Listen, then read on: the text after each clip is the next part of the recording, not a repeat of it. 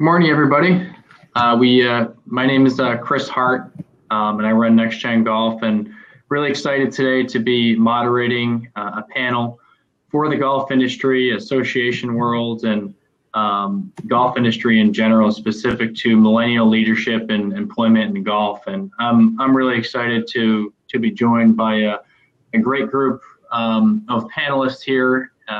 It's millennial employment in general is a hot topic in our industry, finding talent, retaining talent, and we're really fortunate to have some of really the best in the business here today. We do have folks who are currently millennials and employed in golf, and also have folks who have been involved in the industry for a long time when the term millennial didn't even exist, and having employees who are all part of our organizations. But in general, this webinar is put on by the IAGA, as well as We Are Golf and the Millennial Task Force combine forces and work together to put on this great webinar. And without further ado, I wanted to introduce our panelists. And this discussion today is really meant to be interactive with everybody on the call. And we're really excited to go through some important topics, but also more importantly, answer some of the questions that you all have from the audience that are important to you at your respective organizations, and see how this group might be able to help you and share some best practices of leadership and what we've learned at our respective organizations. So first, I'll introduce our panelists. Jared Williams first. He is a millennial working in the golf industry. He works out of the National Golf Course Owners Association's office, and Jared works on behalf of the U.S. Tee Time Coalition, really ensures that golf course owners and operators have access to the right information, educational content specific to tee time inventory. Prior to that, Jared worked in compliance and legislative affairs in college athletics. He's also a former college golfer, and you'll come to learn he was a former AJGA or under Stephen Hamblin. And that's one of the topics we'll talk about, is transition throughout the game. Many of you do know Stephen Hamblin, who is the executive director of the AJGA, has been with the AJGA since 1984. It's been an amazing transition and growth of what junior golf is under Stephen's leadership as the executive director, and has really taken the AJGA from 13 tournaments and 5 full-time employees and 1,000 members and a $200,000 budget to a $11 million budget and 61 full-time employees, and providing national opportunities for juniors across the country. So Stephen, thanks for joining us. Sandy Cross is the member of the PGA of America. She's been there since 1996 and serves as the Senior Director of Diversity and Inclusion. And Sandy's been one of the driving forces really of the PGA and their growth as an organization specific to diversity, inclusion. It was really involved with connecting with her strategic initiative to grow women's participation in golf. Really appreciate Sandy being on here. She has some great ideas and topics specific to diversity and inclusion, how our organization can be more diverse and inclusive in general.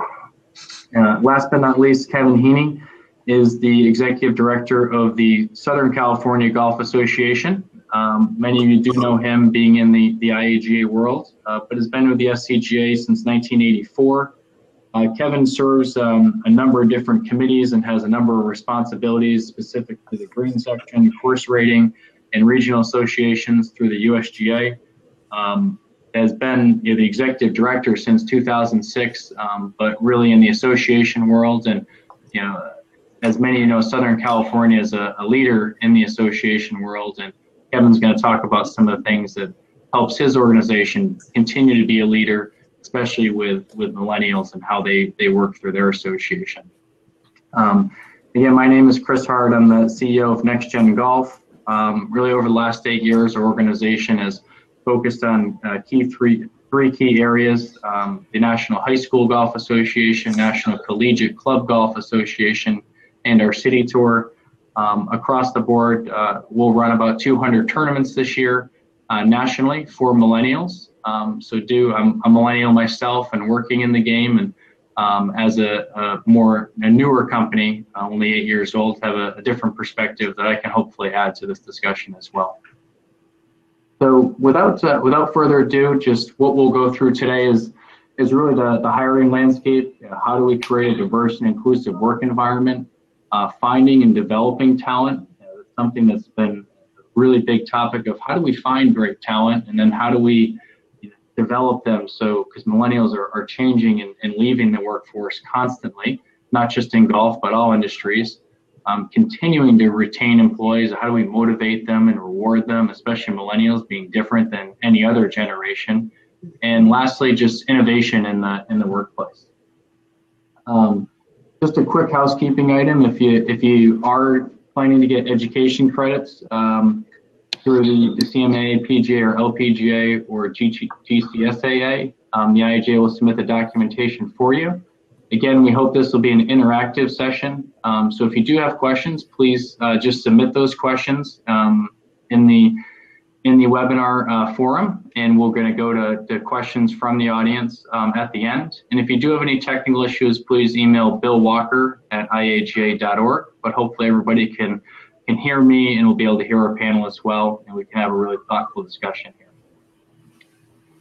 So without further ado, we'll pose the first topic to our panelists, and this one's really for Sandy Cross. And we can see here in 2016, the millennial generation really became the largest generation in our workforce, not just in golf, but in general, every industry. And all millennials are not equal. That term, millennials are in their different ages and diverse backgrounds. So Sandy, I'd like to pose a question to you of, can you talk about some of the differences between millennials, how you handle different types of millennials and at the PGA America, and what you've seen based on your experience throughout the industry? Sure, Kris, I'd be happy to. And good morning, everyone. Thank you for joining us. It's interesting, and as we think about generational diversity, each generational cohort, if you will, typically spans a 20 to 25 year time frame, depending on the source that you use. So if we think about millennials, these are individuals who are anywhere from their late teens to their late 30s, and that is a tremendous age span. And if you think about those individuals, someone who's in their late teens versus someone who's in their late 30s, they could be at very, very different points in their lives, personally, professionally. And so much of what I think we all read about millennials is often negative, which is very unfortunate. So I kind of use that as a backdrop as we move into this conversation. Again, the tremendous age span within the cohort, and recognizing differences of where individuals are within that cohort. And you have these individuals on your respective staffs, and if you think about how you might engage with someone who's in their late teens, early 20s versus someone who's in their mid to late 30s, is probably very, very different. And Kris touched on this, the size of this cohort. There's more than 75 million millennials out there. 43% of them are multicultural. And that's going to continue to grow, with immigration, for example, adding more numbers to this cohort every day. That millennial population is projected to peak in 2036. So it's still on the rise, still on the upswing.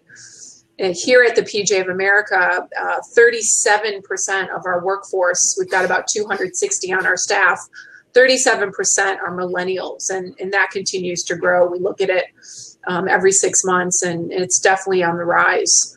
But we spend a lot of time making sure that we recognize that while there are influencers and there's core values and there's some attributes that are consistent or common across millennials, we still make a point to recognize the differences among those individuals on our team who are within that millennial cohort, because those differences can be significant. So I think, what I really want to share here at this point in the webinar is that we be mindful to not cast or overgeneralize things when we talk about millennials, particularly in a negative light.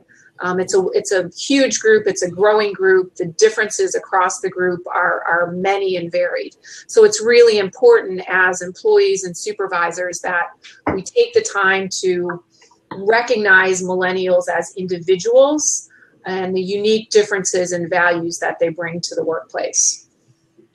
Awesome. Well, that's fantastic, Shane. I didn't even know that stat of the 37% at the PGA of America. And I think all of us, whether large or small, work in different organizations and have a certain percentage of millennials. And I think you make a great point that that term millennial, there's so many different varieties of it, and of a type of millennial, whether it's age or race or otherwise. So I think as the population becomes more diverse, it's important that our industry, as hiring, becomes more diverse as well, because we're going to be supporting those constituents that we support through what we do in the game. And that really takes me to really my next topic, and in specific of diversity. It's golf. As an industry, we are lacking diversity. It's really no secret, and I think we can continue to be better as an industry from an employment standpoint. And Jared, you are a millennial. You're an African American millennial working in golf, and would love to get your thoughts on diversity in the game as it relates to hiring, and how can the industry be better and hire more talented, diverse employees and candidates like yourself who came into the game. Thanks, Kris. That's a really good question and a topic that's near and dear to my heart. When I think about diversity covers a number of buckets. It isn't just about race. True diversity is going to be evident, when there's a difference in culture, gender, age, race, sexual orientation, religion, personality, socioeconomic status, education level, life experience. So there's a number of different ways you can come at the aspect and topic of diversity. So I definitely see diversity all over the game, and especially in my work experience within golf. I think from a racial diversity standpoint, some of the task forces and committees that I'm involved with on We Are Golf are actually doing a really good job of trying to address some of these issues. Obviously, I'm on the Millennial Task Force as well as the Diversity Task Force, and that Diversity Task Force is led by Sandy Cross, he just heard from, and also Michael Cooper. And, within that We Are Golf website, there's internships that, all of the companies in golf have really bought into the idea and need for our golf industry from a work standpoint to look a lot more like the cultural melting pot that is, the U.S. population and makeup. So if we are to go to those websites and see hundreds and hundreds of internships from all of these different companies, there's obviously buy-in from the big organizations and the companies in golf that want to see that change. So as far as it relates to hiring, there's opportunities there on the internship standpoint, but, what could this industry do to hire more talented and diverse candidates like myself is that, when you give them those opportunities through internships, make sure that there's a pipeline or a pathway to gainful employment. Once you see that there's an interest from a minority or someone within one of those diverse buckets that you're targeting, do whatever you can to keep them in the industry. I know for me, I started my career about 10 years ago in golf with the AJGA as an intern. I was just walking in the hallway of my college. I saw a flyer about the AJGA internship, did the internship, and then that turned into an internship at TPC Sawgrass as a PGM intern. And then, I ended up bouncing out of golf. Weren't necessarily that many opportunities, and it took me probably another 7 or 8 years before I was able to get back into the game. So I think just making sure that you tap into the talent pool that already exists and has already shown a keen interest and desire and an aptitude and ability to be able to perform highly in the golf industry. Awesome. Well, thanks, Jared. Yeah, I think you touch on a few important topics that there are. I think at first we need to have an openness and eagerness, and it starts at the internship level. And we need to search in other areas to find diverse talent. And beyond that, I think it's important that we all work together as an industry, and there is a continuity. So we're taking talent and how do we progress them? It's something we'll talk about a little bit further of how to progress talent through the industry later in this call. The next topic I wanted to really go through was retention is something that's important, but how do we develop talent? So Kevin, you as the executive director of the SCGA, you guys are really known as one of the most innovative, progressive SRGAs out there. You're one of the larger ones, and you've had some success hiring millennials. And you want to touch on, from an association world, what's been your secret? How do you think differently, and how have you found and retained and really developed talent specific to millennials? Thanks, Kris. Compliment, but it is challenging, obviously. But to some of the earlier points, certainly we're fortunate because we live in a huge, population base. So we do have access to, a lot of folks, and particularly through universities. A lot of universities now have very specialized sports management programs and those kind of things. So a lot of the graduates, the young men and young women coming out of those programs are looking for opportunities in the sports world, and appealing, I guess, to some of that group. Certainly, I'd be remiss if I didn't mention the benefit that we've had through our PGA Boat Ride internship program with the USGA, and we've been able to hire a number of people, not just for internships, but a lot of those folks have gone on to be full-time employees for ours, to Jared's point. And some of those folks have now moved on to other places. In fact, I think we have 3 or 4 now who have gone to the USGA to work, and some have also gone to work with the PGA.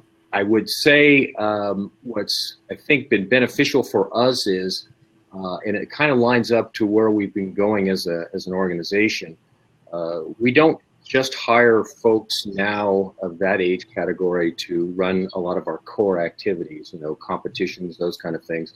We do. I mean, we have quite a few young folks in our rules and competitions department. But because our organization's having to change with the changes of people, lifestyles and interests, and particularly as it relates to golf, we've got a lot more in the way of different skill sets that we're looking for. So we actually have millennials now working for us in communications, marketing, advocacy, membership development, outreach. Our junior foundation is almost all millennials, and even in technology. So we're able to go to a broader group of folks with different skill sets to bring into our industry, which again lines up with what we're trying to do as an organization. It's interesting with the AJGA world right now, in that we still skew fairly older with regard to the bulk of our membership. But that said, we're all looking to see where our next members are coming from and how we can be more open and welcoming to the next generation of golfers. And in that light, we have to pay attention to the notion that as folks look at you from the outside and say, well, do they want to belong? Do they want to be part of your world? You have to line up to what matches with their interests and lifestyles. And it also goes to, do you have folks that are in leadership positions with your, your staff as well as your, board, and do they look like me? And that could be, culturally based, that could be gender, that could be age, it could be all those things. You have to be keenly aware that people are looking at you and they're looking to see what you're doing as an organization. So that kind of drives a lot of our thinking as we try to bring folks in and bring them through our program.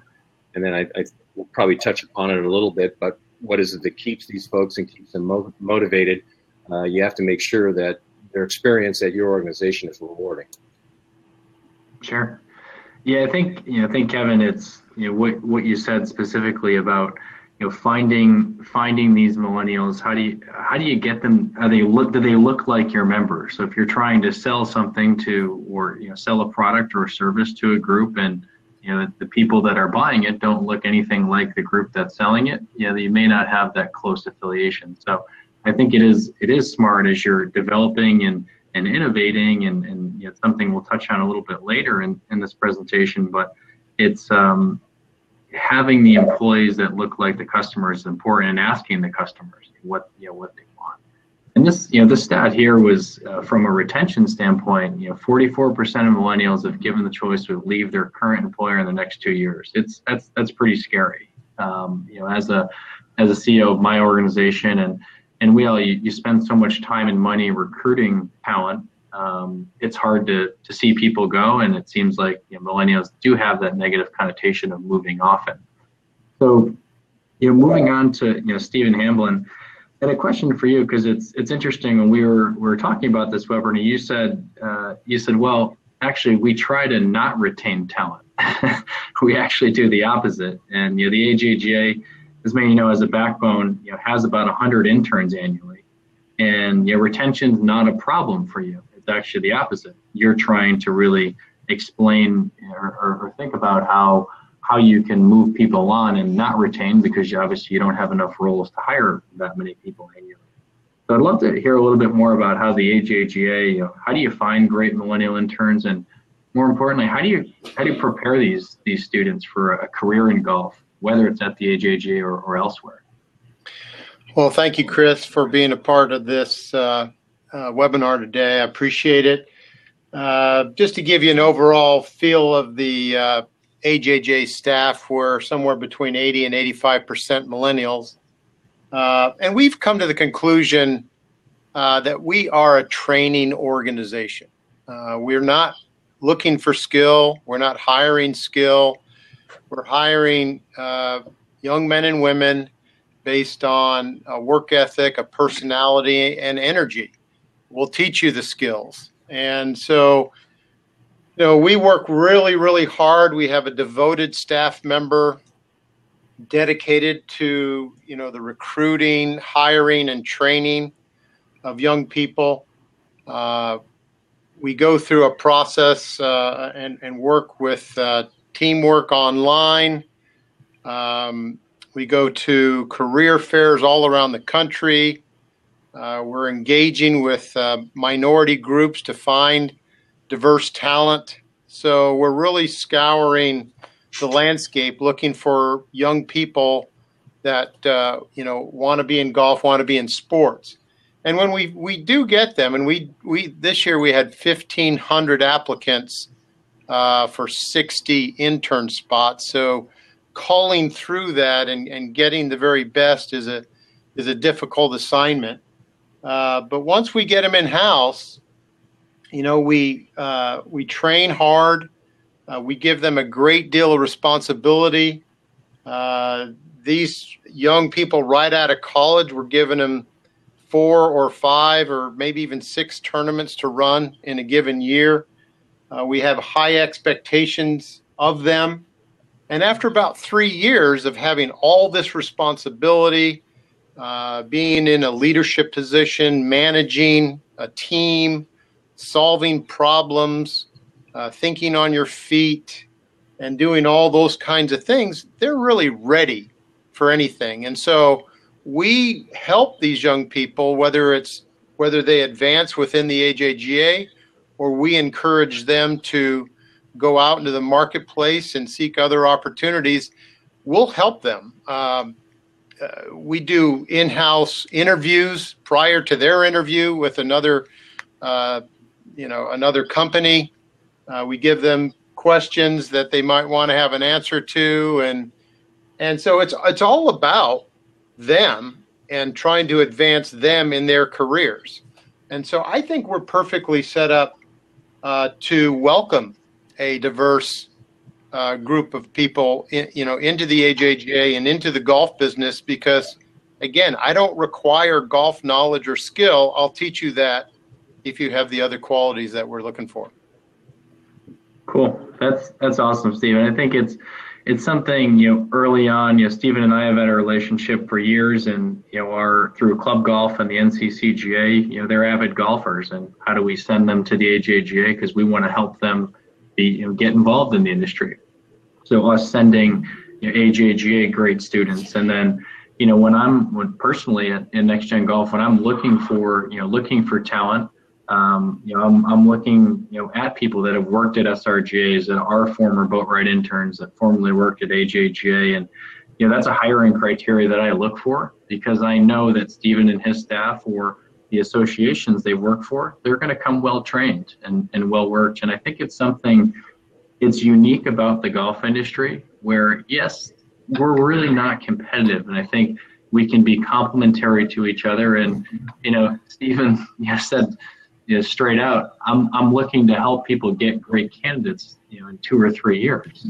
I mean, that's fantastic. That makes my job that much easier. And I think the more and more us as an industry can continue to work together, because all of our respective organizations, large or small, we're not going to be able to hire, and the timing of a career in golf may be different. So the more that we can continue to help one another and do more for each other, I think the better. And something that, as a millennial and our generation, we're all very groupthink as we do things. So I think the more and more that we can continue to do as an industry, and connecting the dots to one another and helping one another from a hiring standpoint, the better. And that really helps us as an industry grow. And it's call it millennial groupthink of how I've grown up in the sharing generation, and how I think our industry can continue to operate.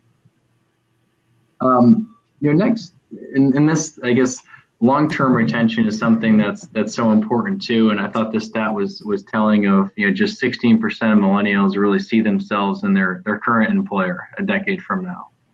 That's a little scary too from a long-term retention standpoint, but it makes sense. And especially us in golf, how we can, if sending someone to another company is the right career path and the right thing that we should be doing to help a candidate, they may come back later in the future, but that might be the right progression. So I think it's different for us as an industry how we can work through that. And Kris, this is Sandy, just kind of further on that short-term retention and long-term retention stat you shared. This millennial cohort they're continuous job hunters, and they've been referred to as the gig economy, that they're always looking for the next gig, or they're perceived to be job hunting in order to achieve greater compensation. But more often than not, they're looking for the next opportunity to round out their skill set and to have greater experiences. So it's more about that than the climbing of the ladder. So, a lot of the research shows that the biggest reason that millennials leave or move on is that there's insufficient opportunity to develop their leadership skill set. So, I love what Stephen shared, because at the AJGA, they're providing such a coveted opportunity to learn and develop that leadership skill set, and then be able to move on to that next step. And Kris, this is Kevin. I think that you can turn that churn a little bit into a positive for your organization. I think Stephen's done that, in that if your organization is seen as a place that you're going to learn skills and then be valuable someplace else, then that makes you a lot more desirable for the next group of folks that are coming in that might want to work for your company, because they've seen others that have been able to go on to bigger and other things in the industry. Yeah, I completely agree. And in a similar respect, I mean, we have 2 employees currently that formerly worked at SRGAs. They were boatwright interns. So it's like, from a Nextgengolf standpoint, we look at it as, we have a job board on our site. We post any positions. We actually try to help SRGAs get interns. You're going to train them, do great boatwright, and then we almost send them back. So I agree. I think it's a positive. The churn for us can be positive. How SRGAs and AJGAs and the PGA of America and Nextgengolf and otherwise, we can all work together at different levels to help our respective organizations and our respective industry continue to grow and thrive. And Sandy, you mentioned why would someone leave, and is it the career advancement opportunities? And sometimes, a question we get a lot is just, motivating and rewarding employees. So, I'll pose this question to the group for any comment, but how do you reward and recognize and motivate employees in your respective organizations? I think it's something that's important to millennials. So would be interested in success stories of each of you of how you've motivated and rewarded your employees, and maybe particularly those millennial employees. So Kris, from a PGA of America perspective, we've really tried to capitalize on that millennial interest in developing their leadership skills. So making sure that we're providing really meaty leadership development, leadership training opportunities. Are there opportunities for stretch assignments, or maybe we're sending a millennial, an additional staffer to an event for a hands-on upfront experience. We've also been particularly careful and diligent about being transparent when we have job openings. It wasn't too long ago where we weren't posting our job openings internally before they would go external. So making sure that there's full visibility into what the open opportunities are across our team. And then also creating clear pathways, whether that's progressing from an internship to a fellowship to an entry-level employment opportunity and beyond, providing some visibility. We can't guarantee, of course, what the next step will be, but painting a picture of what the pathways could look like has been valuable as well, in addition to the leadership development and training. Cool. Kris, this is Stephen. One of the things, or a few of the things that we have done, and it's difficult when you're in the event management business. We're running 120 events a year. It's very difficult when you're working every holiday known to man, flexible hours and all that is really not a reality with us. So we've done something a little different that works for us, and we've taken some absolute forced time off, and by that I mean we actually close the office 1 week in September, because at the end of the summer and running 6 tournaments a week every week, the staff is exhausted. So we take that break. The staff loves it. Get them refreshed, and then over the holidays, over the Christmas holidays, we actually take 3 weeks off. So we work every holiday, Easter, Columbus Day, you name it. We're running tournaments, but the reward for that is this paid time off. Once you do that. So we're trying to find a balance there. It's difficult to do, but that situation works for us. Cool. Yeah, I think it's a great thing, and valuing that you got to make sacrifices, and you can't have everything, but having some holidays in that time, I think it's really important. And in a similar way, we do that. Here at Nextgengolf, same thing. You have that time off, and we're closed for 2 weeks in the winter. And I think it's important. We don't have a vacation policy, but if you need it, you take it. And that's an important millennial. It seems like that's come up a lot, not just in golf, but all industries. As long as it's not during a time where you have a tournament or you're too busy. But if you take time, you need it. If you're sick, no questions asked. You got to take time for yourself and your family and your health. Kris, we in our organization, we try to be as competitive as possible with regard to pay and certainly benefits. We have a very good benefit package, so that's always important. And titles and those kind of things are important as well. But to Sandy's point, a lot of that professional development component really is very critical to that category, and certainly we emphasize it with our team that we budget for professional development so that people have the opportunity, and it may not be always your traditional, go to rule school or something along those lines. We have, as an example, young women on our staff that have attended the ESPN Women's Conference and brought back things there that weren't necessarily specific to golf, but were very helpful in how we, point our organization and how we go forward. I think the other thing that I think is really important is to give opportunities for individuals that may not have a lot of experience, but have a lot of ideas and certainly a lot of talent to be involved in the strategic discussions as to how the organization is moving forward and how you're trying to reach new audiences. I saw Michael Cooper's comment. I hope I wasn't interpreted the wrong way. We recognize as we need to bring more people into the golf industry. The reason we're talking about individuals that look like the folks that we're trying to bring in, particularly in a community like ours, which is very multicultural, we have to be adaptive for that as well. So we're not looking for people that to bring in that look like our current members as much as we're looking for folks that will help us draw new and broader audiences into golf. So I just wanted to clarify that as well. Perfect. No, I appreciate Kevin. I think you're right. Those your original point of the leadership development and conferences and training, and I think that's something very very important from an IAGA or a regional association standpoint, is bringing some of the younger staff to maybe the IAGA conference or having younger folks go to the PGA show where there's education opportunities, because I think those type of conferences will help someone develop and network and learn, and Millennials do appreciate some of those smaller opportunities too. Even though it may seem small to us, it can be big to them.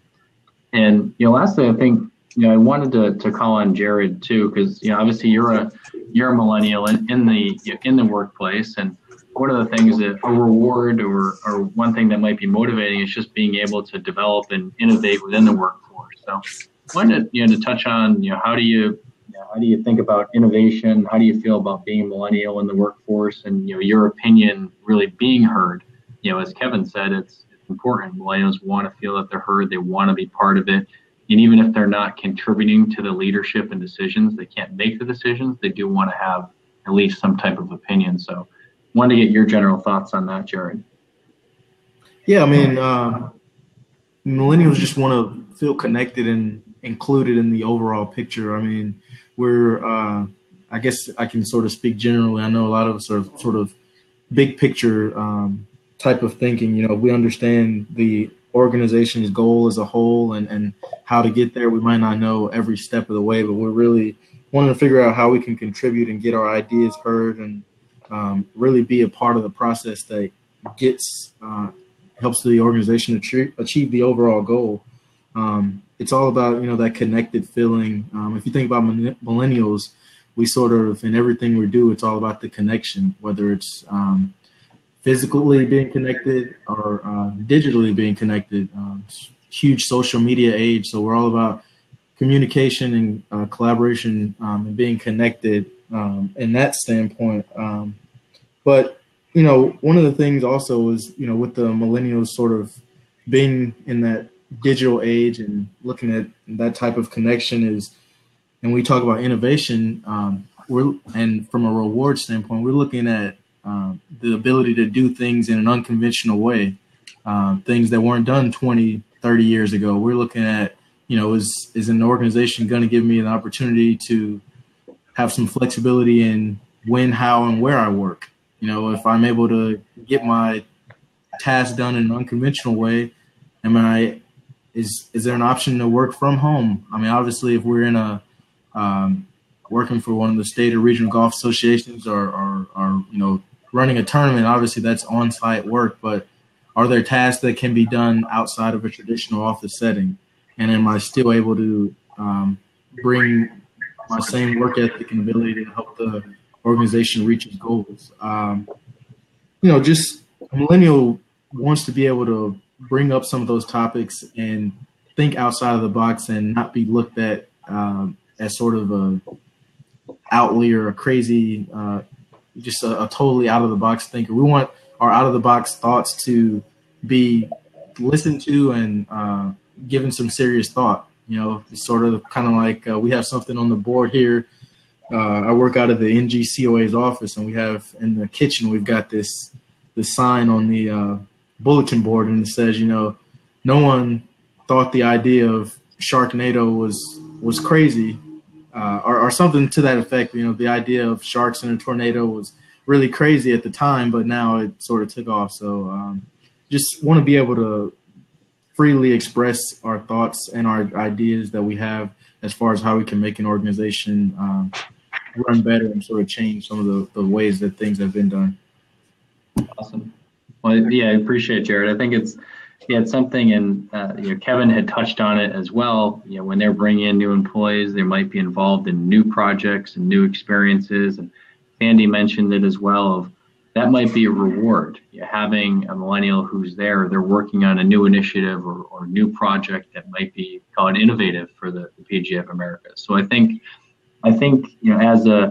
as employers in golf, it's important that we acknowledge and know this. Based on this stat, from Deloitte, what they say of 78% of millennials are strongly influenced by how innovative a company is when they're even deciding if they want to work there. So I think it's important, something for us, if we are hiring and you need to touch on the topic of innovation and growth and where the company's going. Because if you say, well, we just run golf tournaments and here's what we do, if you're not growing and innovating, that you may not get the best candidates that may even want to work there. So it's almost obviously we need to sell to millennials too. But knowing this and how important it is to us as millennials can really help in that hiring process. What I'm going to do, I'm going to open it up to some of the questions that we have here. And I think there's a lot of great questions that have come through, and I think we'll start with one from Lynn Montano, who had asked the question, are you finding is there a difference between retaining men and women in the golf industry, and then how do you help older managers embrace millennials? So I thought this would be a good one for you, Sandy, talking about diversity, inclusion, and is there a difference between retaining men and women and, older, younger, and how to call it older leaders embrace millennial leaders? Sure, I'd be happy to provide a point of view on that.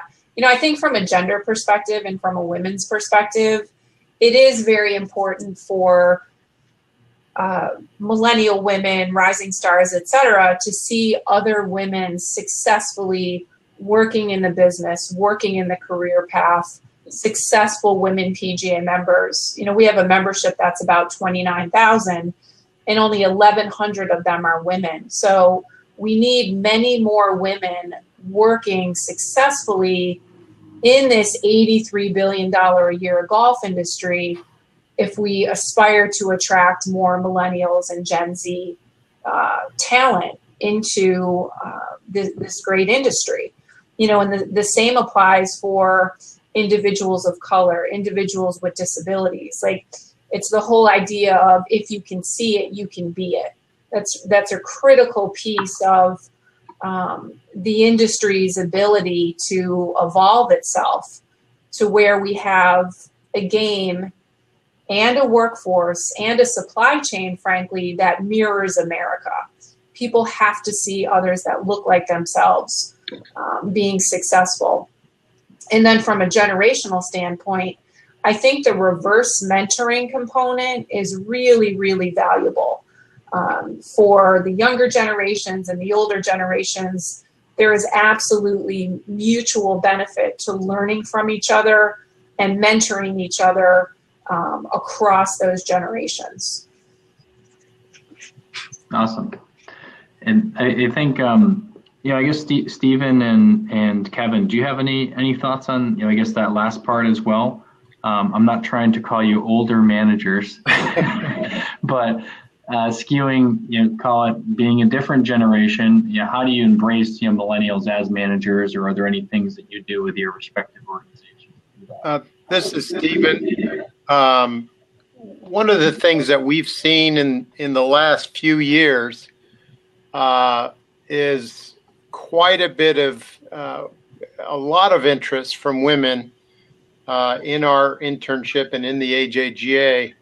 I mentioned the number of 60 summer interns that we hire. Last year, of the 60, 32 were women. And this year, as far as the full-time hires we've made in our operations department, out of 5 new hires, 4 of them were women. So we're very excited in what we're seeing in women coming into golf, coming into this business. So I think we've done a better job of just reaching out, recruiting. We've got a young lady that just pours her heart out in going through the recruiting and hiring and training perspective. So we're seeing some good results from our efforts. Awesome. And Kris, from our perspective, I think one of the curses of the golf industry has been the mindset of if it's not broke, don't fix it. And because I think that has to go out right away. You have to understand the needs, the interests. I think Jared made some good points. We live in a very difficult area for commuting with all the traffic. You have to be flexible as to when people come in and leave. And I think it's interesting. I was talking to one of our staff person individuals recently and made the point that you better really have something that's compelling to that employee, because you have to recognize that not only the time they're at your office, but the time they're home, they're looking at their phone, they're doing work. So sometimes, and I don't necessarily say it's a positive, but they're taking what they do with you, on the road. And so it better be something that they get a real reward from, and that they feel that they're contributing and being part of the solution. Even the physical space in your building, we're in the process of doing a building renovation. But as we look at that, there's kind of informal workroom, chat areas, huddle rooms. They have all kinds of different names for them. But you've got to be much more adaptive to, the interests and the needs. And certainly with technology is such a huge component. So the ability to do much more in that area, and certainly what that can translate into attracting others into your, universe. Certainly the millennials are on the forefront of trying to help drive that within your company. And you've got to be on top of, understanding technology, data analytics, all those things, in order for you to make really good choices with the limited resources that you have, so that you can serve bigger, broader communities. It's not your father's or your grandfather's golf association anymore. It's the next generations, and you have to understand that and be willing to make those changes to get there sooner. Sure.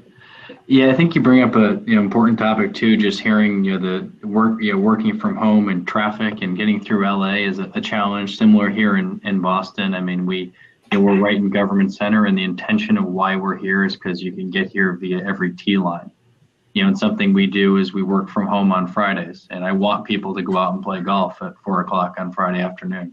But living in the city, it's difficult to do that. So I think it's, working from home, having some of that flexibility is important, without sacrificing the culture of the company. And that's a question actually Jamie Taylor had asked about, work from home options. So that's something we do at Nextgengolf and times that people need to work from home because they have an appointment and going to cause them hours of delay with traffic, then they should be doing that.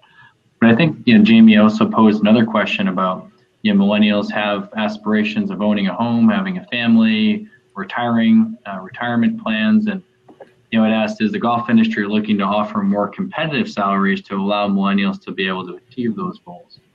I think that's a great question, Jamie. I can comment initially, but in general, I'm curious about the panelists' thoughts on this. And working in sport is different than I think if you're going to want to be an accountant. And I think there's even as a millennial, there's pros and cons to working in golf or working in sports. And I think golf very much mirrors many other sports.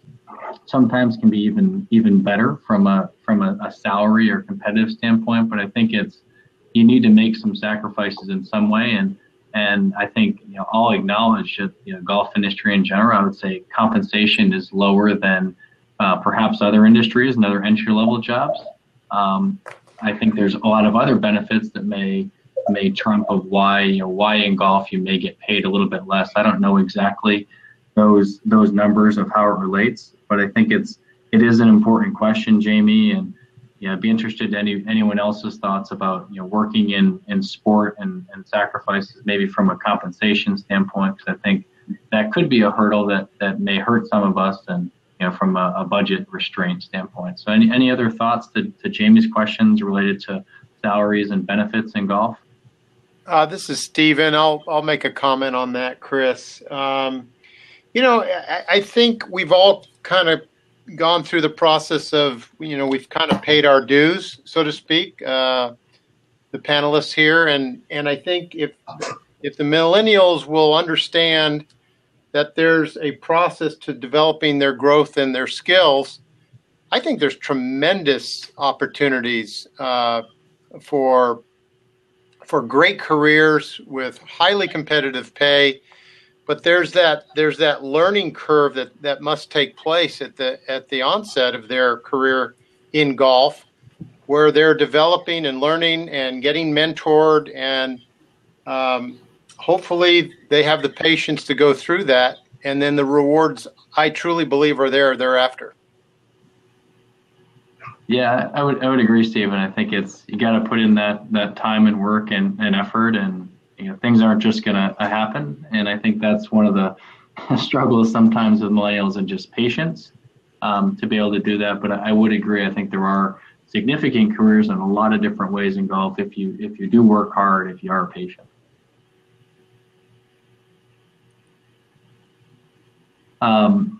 Any other thoughts generally on I guess benefits in golf? I see a couple questions here.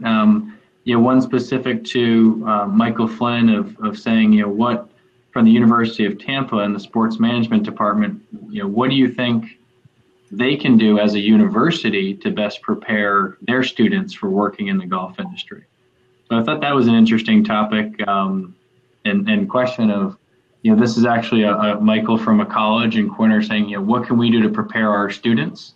And secondly, this will be more for anybody, but maybe Jared, because you're part of the diversity task force, but someone had asked specifically, where can you post, jobs to diverse job boards or opportunities so we can be better from a diverse standpoint in our industry. So wanted to pose both those questions to our panelists. Kris, go ahead. No, I just say from one of the positives with regard to what the universities and colleges can do to prepare their students is positive is that we need a much broader set of skills that are now going to help us move the industry forward. So we need to be much more adept and talented. That's why when I said it's not the same golf association from a generation ago, you have to be involved in technology and marketing and communications and advocacy and a lot of different areas that perhaps in the past wasn't as tied into some of your core activities. And so now we look for a much broader subset of individuals. I would say the only thing that we look for when we're trying to bring somebody in is that if they perhaps have something in the way of a sports background, it doesn't have to be golf, but if they have some kind of tie into sports and then want to take whatever that skill set is and bring that into our industry. And we've found a number of people that necessarily didn't have a golf background, but perhaps played, sports growing up or was involved in a very active family with athletics, whatever it was. And we were able to bring them in, and they would be able to translate those talents into our industry. Awesome. Thanks, Kev.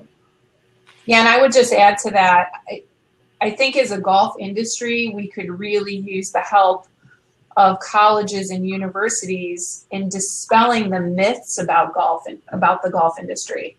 To be able to have this emerging talent understand the expanse of the business and the unbelievable career opportunities that exist for individuals of every background, regardless of whether or not you've ever played golf.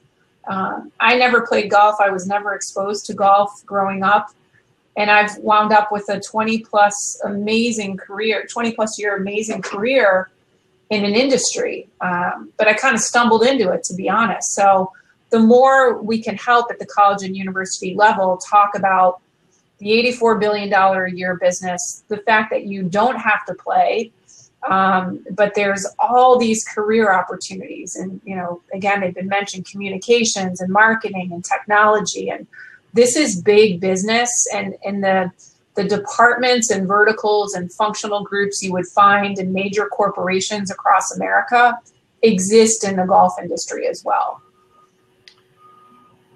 Kris, in regard to Michael Flynn's question, what they could do, one of the things that they could do is role play their students, how to network. Do they have people skills, public speaking? These are all really vital skills for someone in golf because you're not behind a desk. You're out among people. You've got to have that networking skill set. You have to have the people skills and the public speaking skills. And I think that would be something that would really be helpful to these young men and women coming out of college.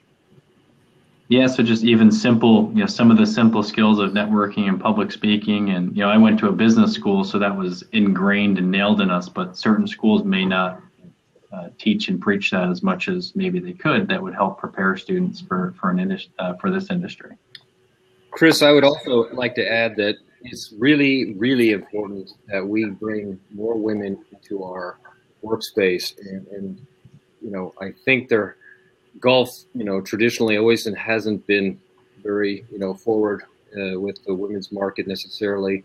And I think even those groups that are trying to make advancements, there's still this unconscious bias that exists out there. And that may be true of cultural as well, that you need to have people that can help point those out to old goats like myself, that, we're doing these things, and that, it may be just how you present yourself in your publications where you have a woman and you think you're doing great because you're showing women, but maybe it's not in the right way, or it's not going to be well by that audience, and you may do more harm than good in that scenario. I think we need to have people that can help us kind of understand what some of those things are, and I think that's important for our industry. Yeah, I would agree. I think just thinking and acting differently, and to take everything really full circle too. It could be, Michael's question is great from the University of Tampa, but are we making sure that the HBCUs or different colleges know about our opportunities? We're targeting those sports management programs. We're working through different universities, and I think a really important topic that I think in the same way from a Next Gen Golf standpoint, we've had a student from Endicott, a full-time internship all year round. So we have fall, spring, and summer interns. Endicott has an amazing sports management program, but very few golf companies even are listed on there. So we don't even have a seat at the table. So I think it's important that us as an industry continue to be proactive, looking for new opportunities to share the awesome jobs and internships and careers that we can offer. So it is 1 minute to 12, so we really want to stay on time. I apologize for any questions that we couldn't answer, but just wanted to really say thanks to all you for listening in. We will do our best to try to answer any other questions if you have specific questions. But really want to thank We Are Golf, the Millennial Task Force, and most importantly, Bill Walker and the IAGA for coordinating and setting this up, and also our panelists. Really appreciate you taking the time today and the time leading up to this webinar to make it a great success. So thanks everybody for being involved. Thanks, Kris. Thank you. Thank you.